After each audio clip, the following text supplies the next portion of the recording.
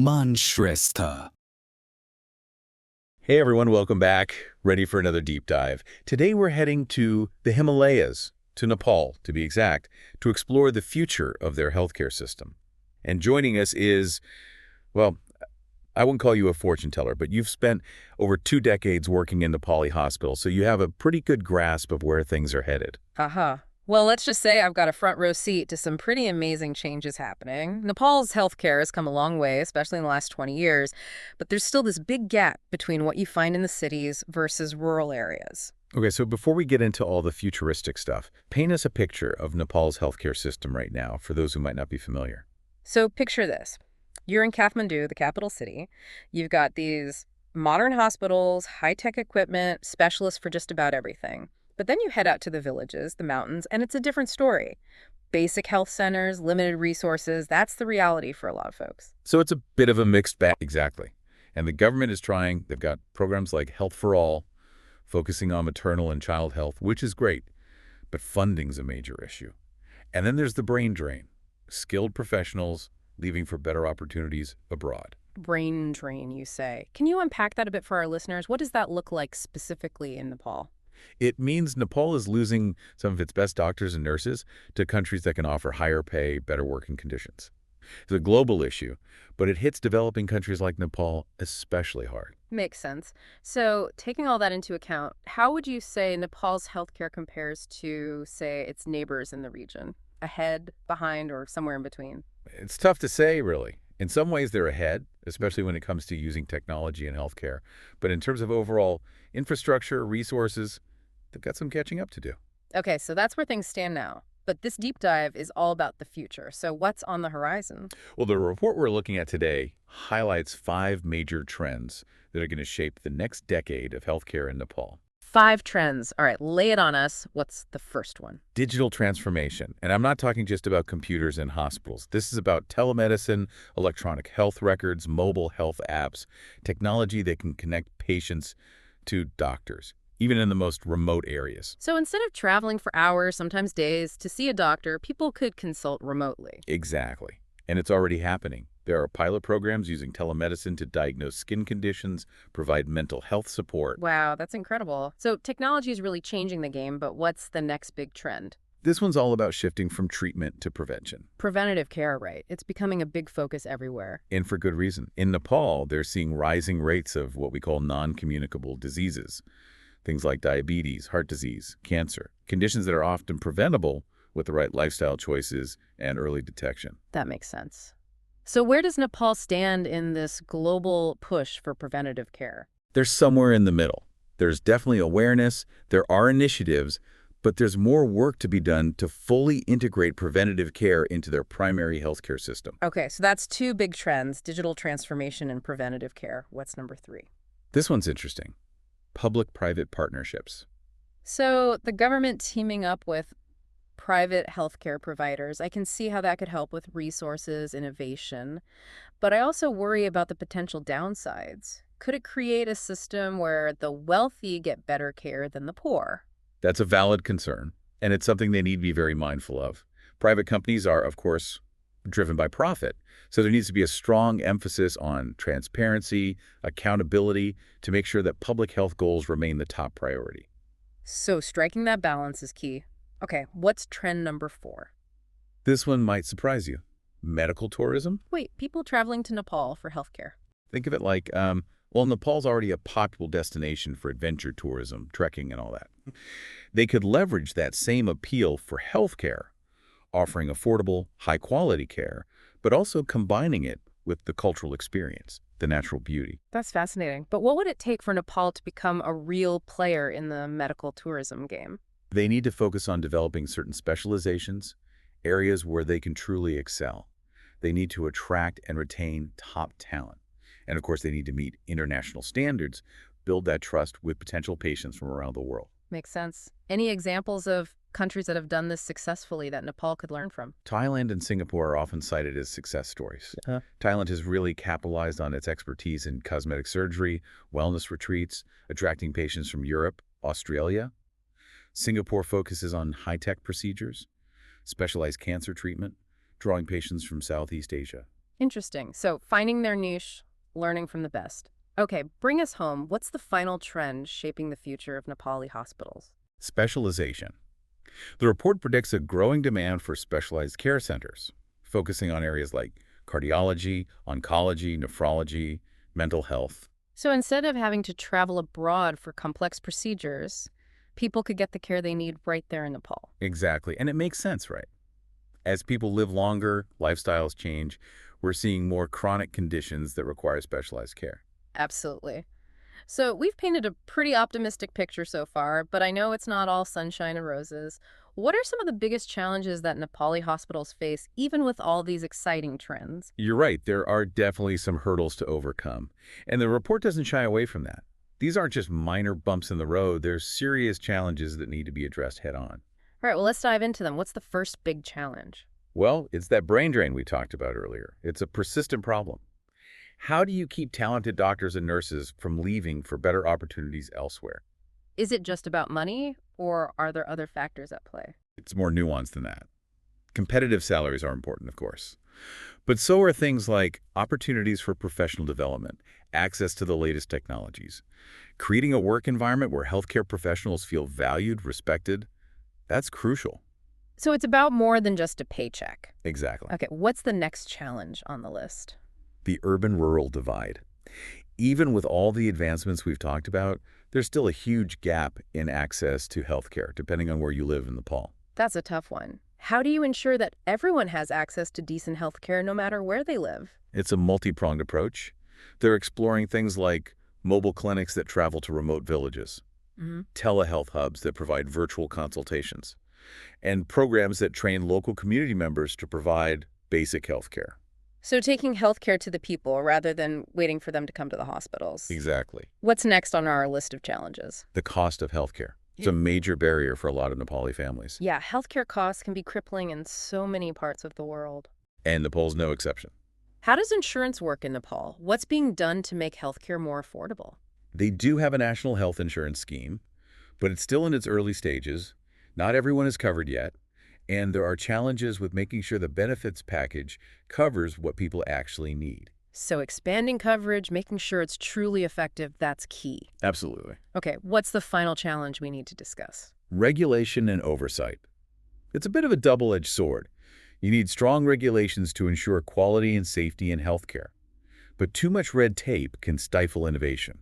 So finding that balance between protecting patients and fostering innovation is crucial. Exactly. I hadn't thought of it that way before. They've made progress in some areas, like drug safety, medical device regulation, but with all the new technologies coming into play, like telemedicine, there's definitely a need for more updated regulations. So they need a regulatory framework that can keep pace with innovation. That makes sense. All right, we've covered the exciting trends, the tough challenges, but what about solutions? How can Nepal take this vision of a brighter healthcare future and make it a reality? That's where things get really interesting. The report outlines several strategies for success, and they all boil down to smart investments, fostering innovation, and always putting patients at the heart of every decision. Okay, I'm ready for some actionable steps.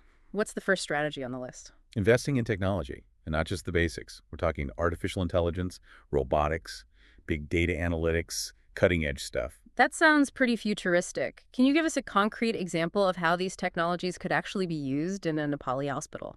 Imagine a rural clinic equipped with an AI-powered diagnostic tool. A patient comes in with, say, unusual skin lesions. The tool analyzes images of the lesions, compares them to a massive database, and suggests a possible diagnosis. This allows the local health worker to make informed decisions, potentially even starting treatment before a specialist can be consulted remotely. Or picture robots assisting surgeons during complex surgeries, making them less invasive, improving outcomes. Big data analytics can help hospitals identify patterns, use resources more effectively, personalize treatments. Wow, it really does feel like we're stepping into the future of healthcare. Okay, so investing technology is key. What's the next strategy for success? This builds on what we discussed earlier, bolstering rural healthcare. Continued investment in those mobile clinics, telehealth hubs, training programs for local healthcare providers, anything that helps close the gap between urban and rural communities. We talked about the challenge of attracting doctors and nurses to rural areas.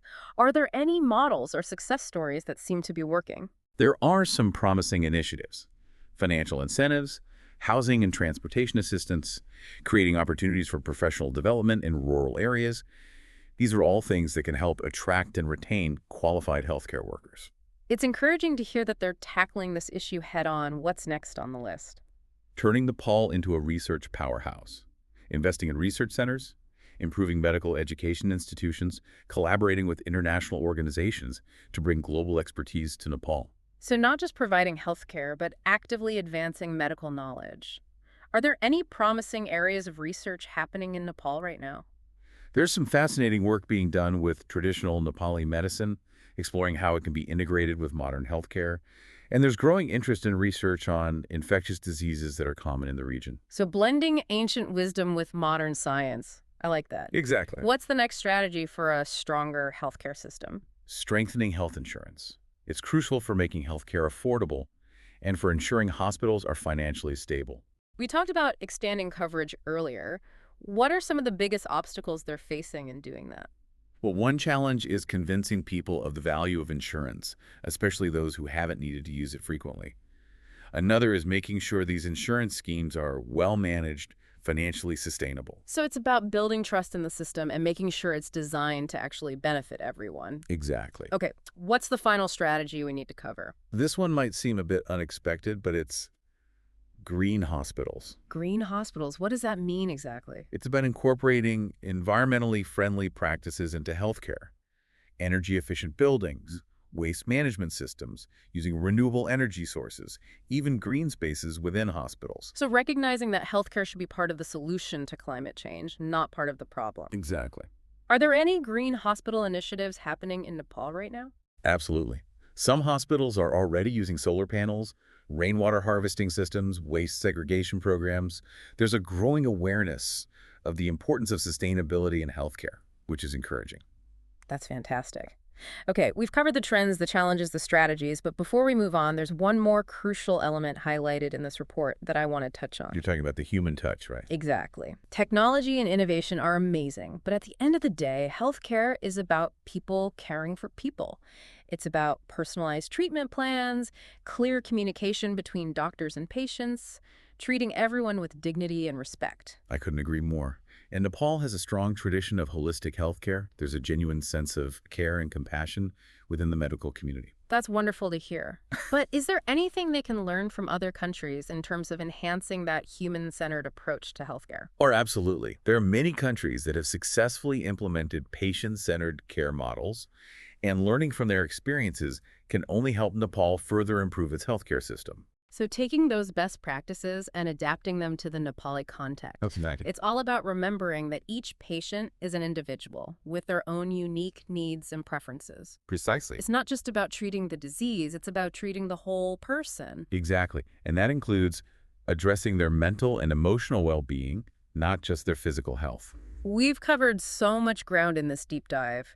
From the trends shaping the future of Nepali hospitals to the very real challenges they face, and of course, those innovative strategies for success. But before we wrap up this first part of our exploration, what's the one key takeaway you'd like our listeners to walk away with? I think the most important thing to remember is that the future of Nepali hospitals is full of potential, but it's not guaranteed.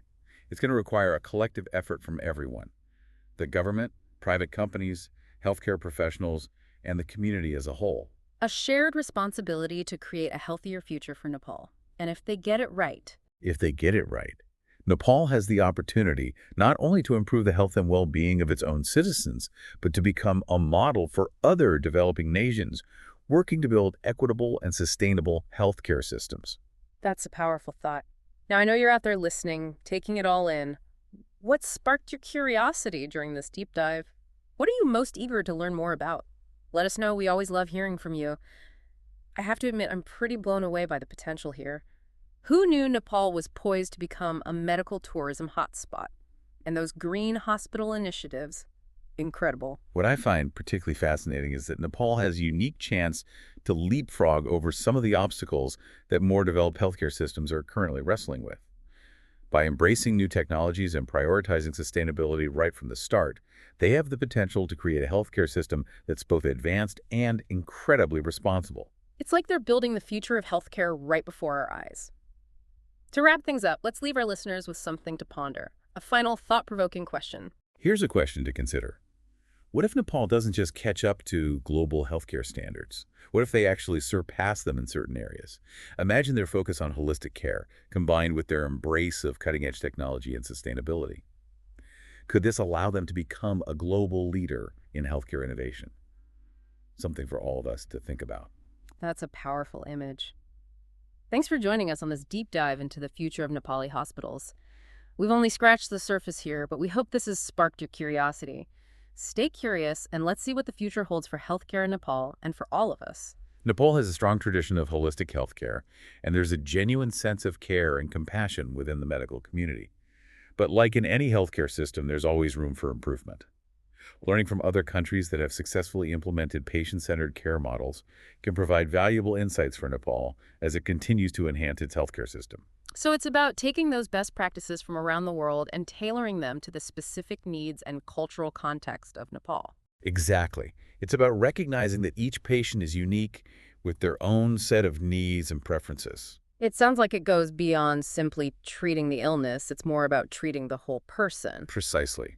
And that means considering their mental and emotional well-being, not just their physical health. We've covered a lot of ground in this deep dive. From the exciting trends shaping the future of Nepali hospitals to the very real challenges they face and, of course, those innovative strategies for success. We even touched upon the importance of the human touch in healthcare. But what does it all mean for our listener? What's the big takeaway here? The future of Nepali hospitals is brimming with potential, but it's not a guarantee. It's going to require a collective effort from everyone involved: the government, private companies, healthcare professionals, and of course, the Nepali people themselves. So it's a shared responsibility to create a healthier future for Nepal. And if they can pull it off, Nepal has a remarkable opportunity. Not only can they dramatically improve the health and well-being of their own citizens, but they could become a role model for other developing nations striving to build equitable and sustainable healthcare systems. that's incredibly inspiring. Now, I know you're out there listening, taking it all in. What sparked your curiosity during this deep dive? What are you most eager to learn more about? Let us know. We always love hearing from you. I have to say, I'm personally blown away by the potential here. I had no idea Nepal was on the verge of becoming a medical tourism destination. And those green hospital initiatives are truly remarkable. What I find particularly fascinating is that Nepal has a unique chance to leapfrog over some of the obstacles that more developed healthcare systems are currently wrestling with. By embracing new technologies and prioritizing sustainability right from the start, they have the potential to create a healthcare system that's both advanced and incredibly responsible. It's like they're building the future of healthcare right before our eyes. To wrap things up, let's leave our listener with something to ponder, a final thought-provoking question. Here's a question to consider. What if Nepal doesn't just catch up to global healthcare standards? What if they actually surpass them in certain areas? Imagine their focus on holistic care, combined with their embrace of cutting-edge technology and sustainability. Could this allow them to become a global leader in healthcare innovation? Something for all of us to think about. That's a powerful image. Thanks for joining us on this deep dive into the future of Nepali hospitals. We've only scratched the surface, but we hope this has sparked your curiosity. Stay curious, and let's see what the future holds for healthcare in Nepal and for all of us. I don't know about you, but I'm walking away from this deep dive feeling pretty hopeful. It's remarkable how much Nepal is doing to blend their traditions with cutting-edge advancements. It really speaks to their deep understanding of what healthcare truly means. It's not just about treating illnesses, it's about nurturing overall well-being. Exactly, and we've seen how that approach is leading to some truly innovative solutions. Those AI-powered diagnostic tools, the green hospital initiatives, it's impressive. It's truly inspiring to see a nation not just trying to catch up, but actively shaping the future of healthcare.